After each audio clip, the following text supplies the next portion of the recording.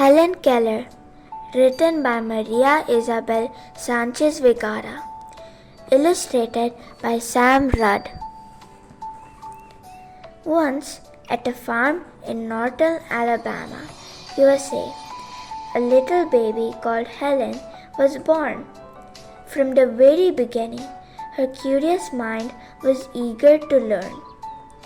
She was just one when she said water, a word she would never forget.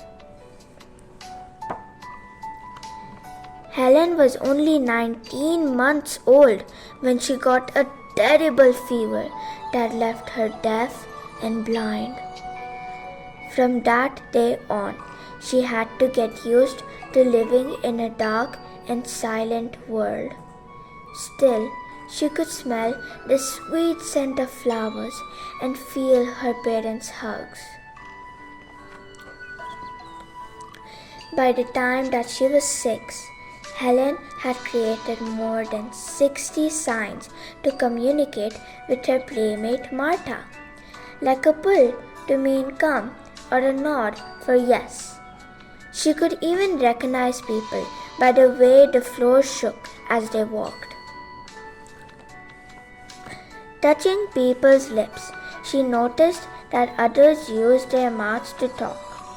Yet, no matter how hard she tried to do the same, nothing ever happened. It was so frustrating that Helen screamed and kicked until she broke down in tears. Looking desperately for help, her parents contacted the Perkins Institution for the Blind, which sent one of its brightest students. Her name was Anne Sullivan, and she did not just become Helen's teacher, but her lifelong friend.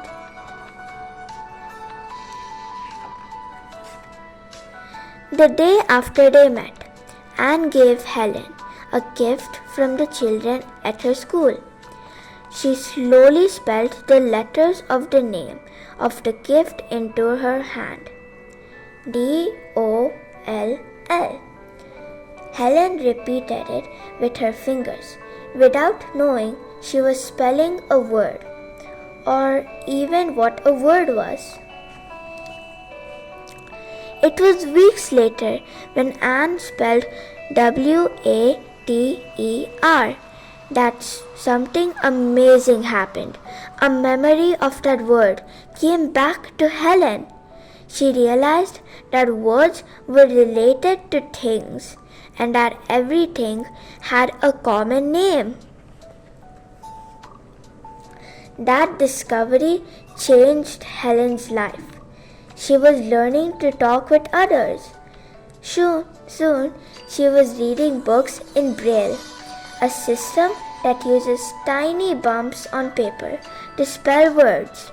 And the following year, she attended a school for blind people. Later, Helen met a well-known teacher of deaf people called Sarah Fuller. Resting her fingers on Sarah's lips, nose, and neck, Helen learned how every sound felt, and before long, she was able to speak too.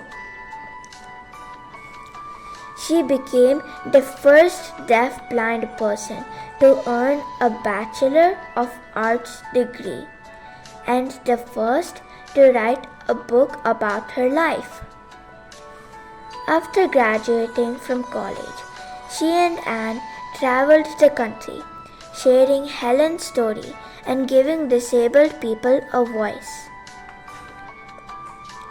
She wrote another 13 books and hundreds of great speeches that every president of the United States wanted to hear.